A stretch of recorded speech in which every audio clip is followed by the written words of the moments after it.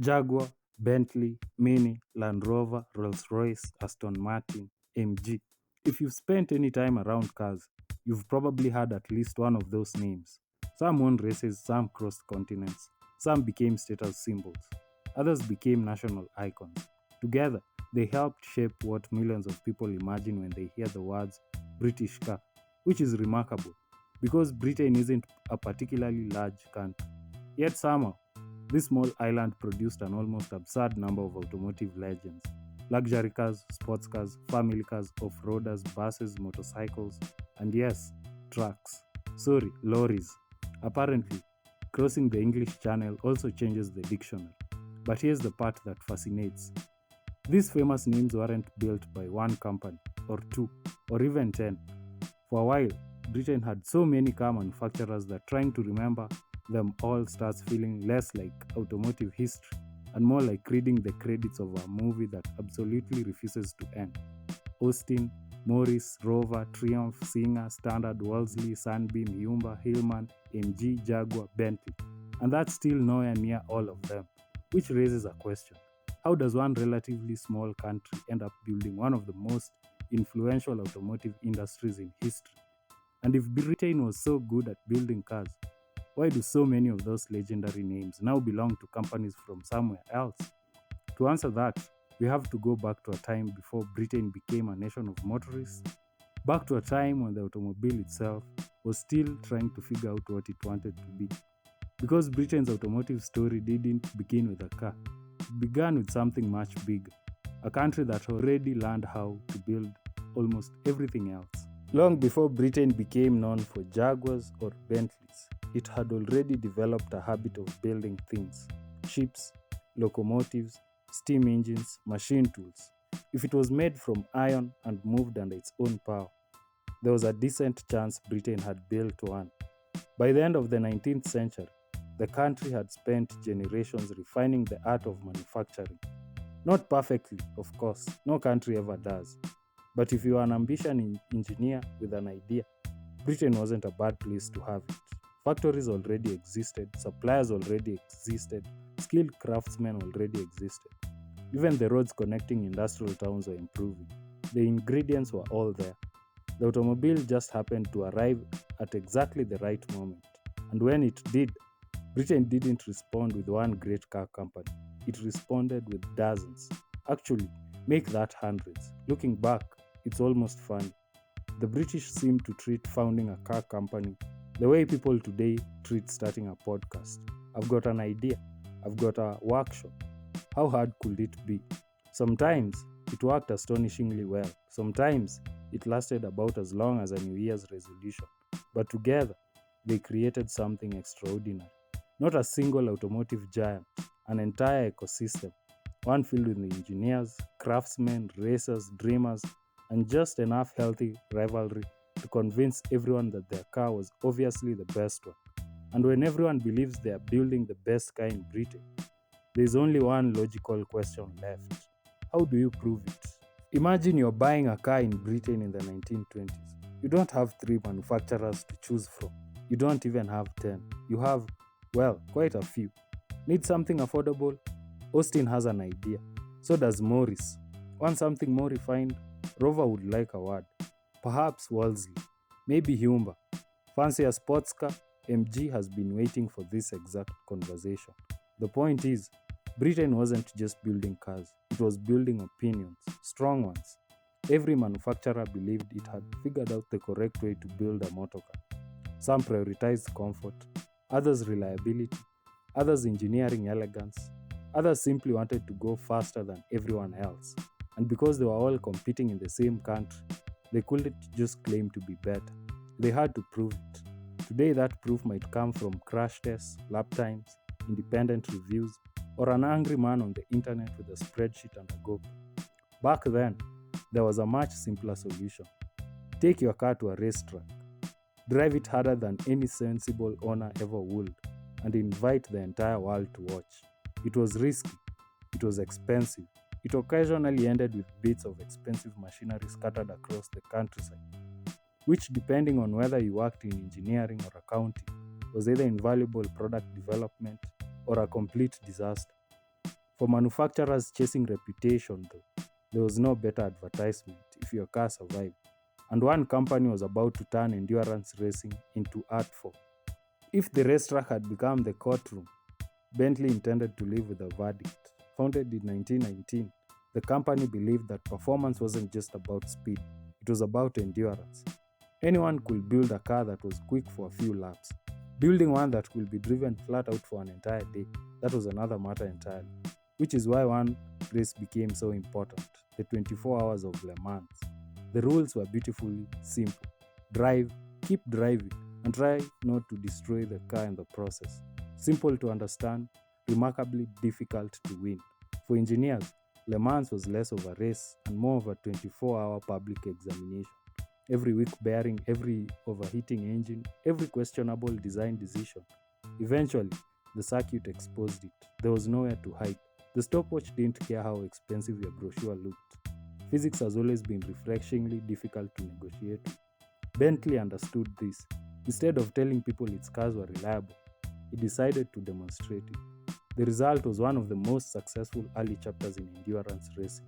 And then there were the Bentley boys. Before social media, before influencers, before personal brands, Britain had a group of wealthy enthusiasts who somehow turned driving outrageously expensive cars at outrageous speed into a respectable public image.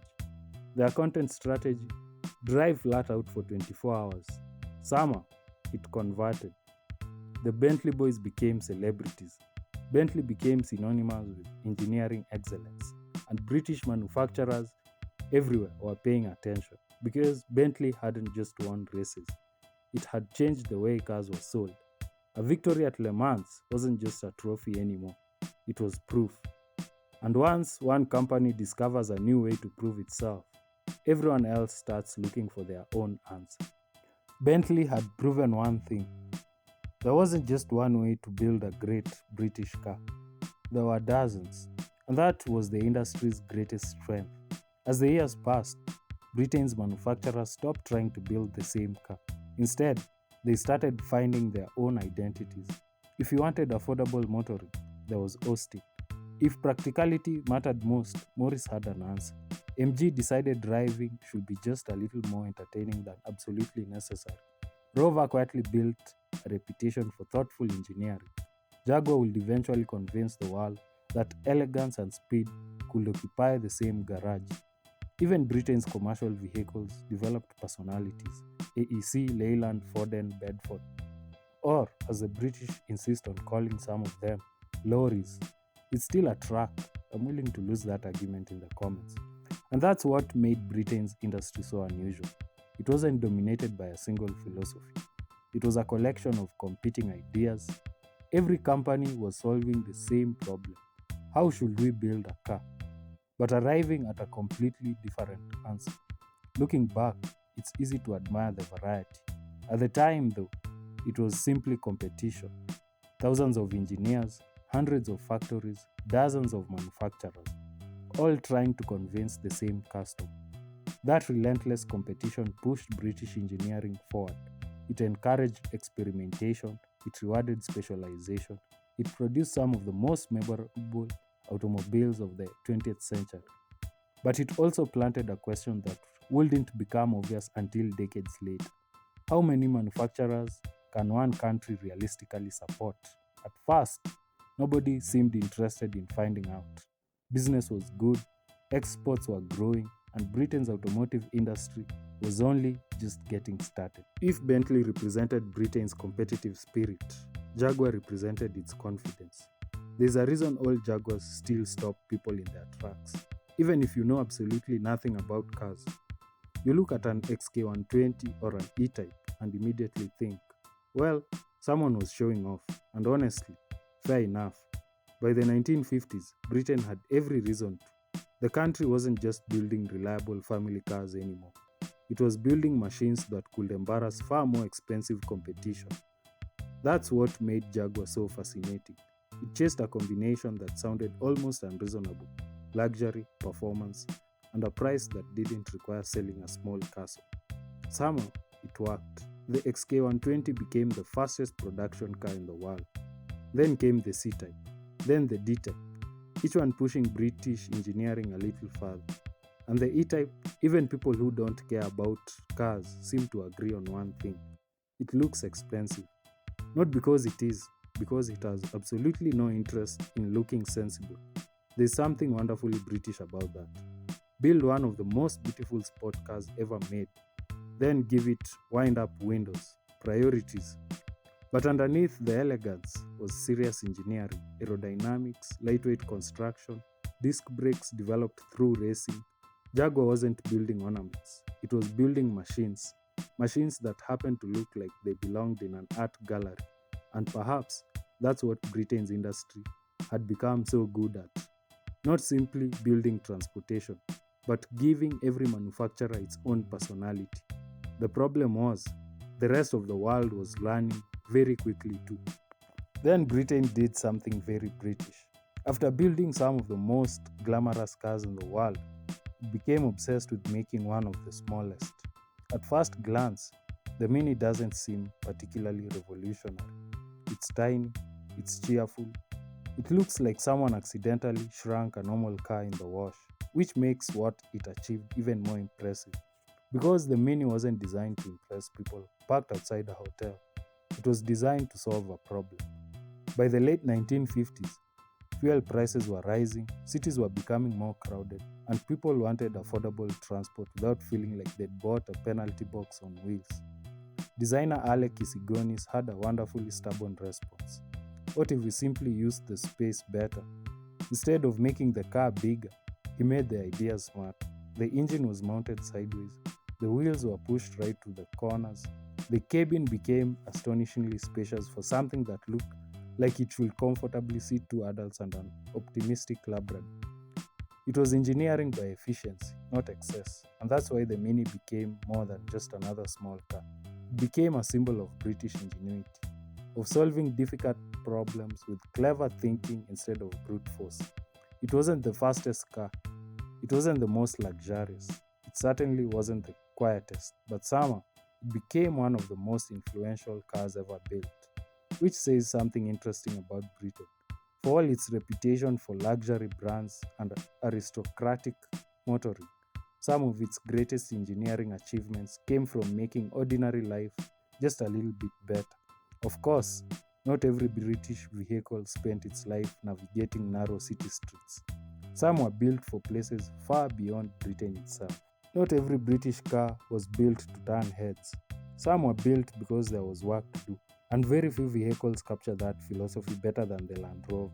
If Jaguar belonged outside a theatre, the Land Rover looked far more comfortable outside a farm, or halfway up a mountain, or crossing a river that most sensible people would have turned around at. Its origins were surprisingly humble. Post-war Britain needed exports. Steel was tightly controlled, resources were limited, so when Rover set out to build a utility vehicle, it borrowed inspiration from the Jeep, used an aluminium body because it made economic sense, and focused on one thing above everything else: function. Everything about it was honest. Flat panels, simple engineering, easy repairs. It wasn't trying to be glamorous, it was trying to start every morning, which, as it turns out, is a remarkably underrated feature. The remarkable part came later, because the Land Rover left Britain and quietly became a citizen of the world. Farmers trusted it, aid organizations relied on it, explorers crossed continents in it, armies adopted it, mechanics in places thousands of kilometers from Solihull somehow kept them running with little more than determination, basic tools, and an increasingly creative interpretation of the workshop manual. That's the thing about genuinely good engineering. It doesn't care what language you speak or what side of the road you drive on. If a machine solves your problem, you'll find a place for it.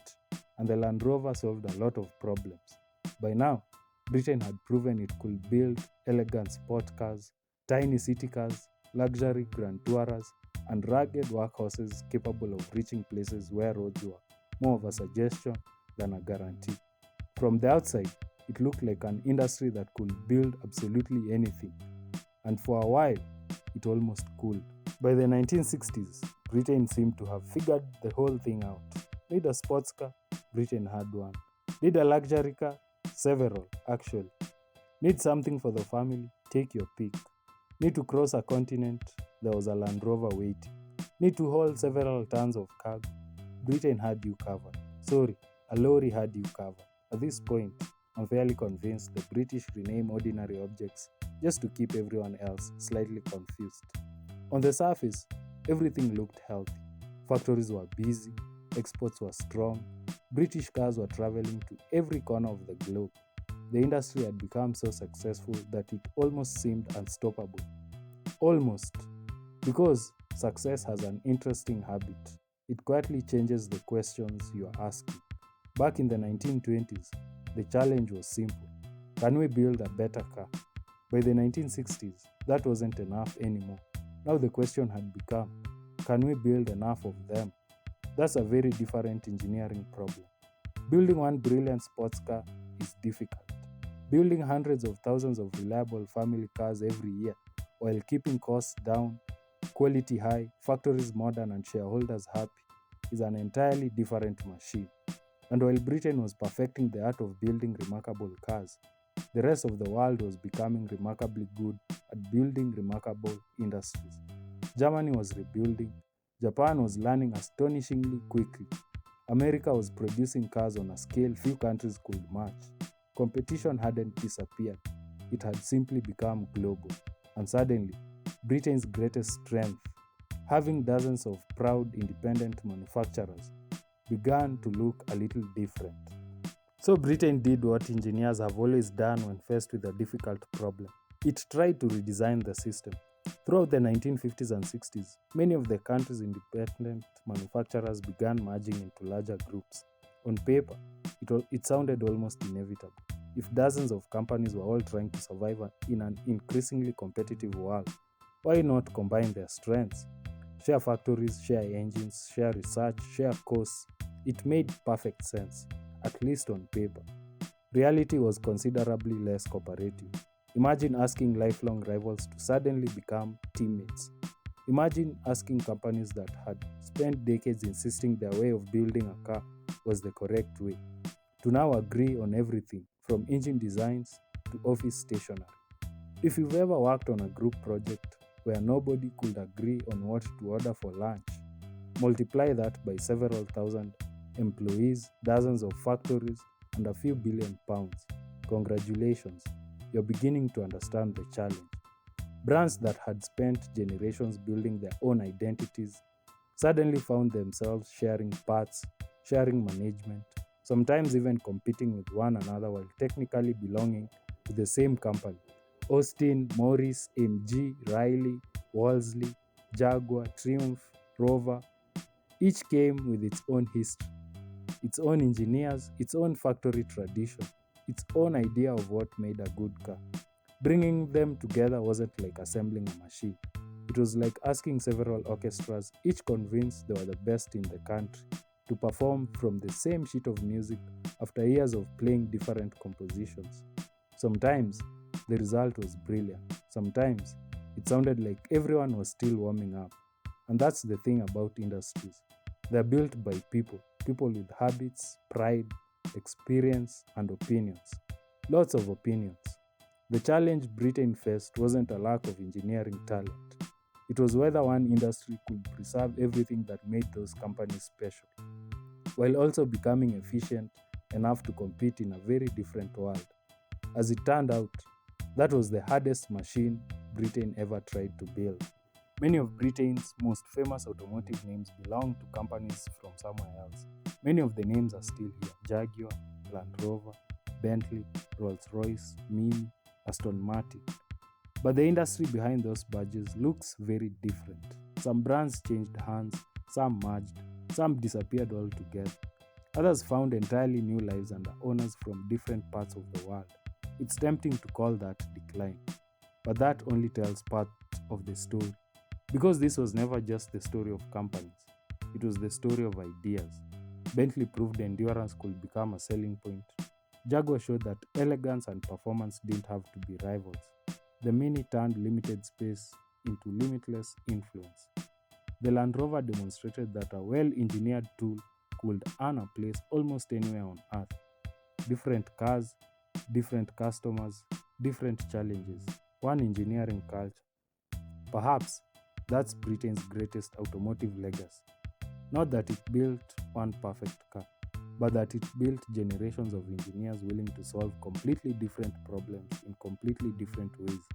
Some solutions won races, some transformed everyday transport, some quietly spent decades working on farms, construction sites, and expeditions, asking for little more than fuel and the occasional span. Engineering doesn't disappear when a company changes ownership. Ideas don't vanish because a badge changes hands.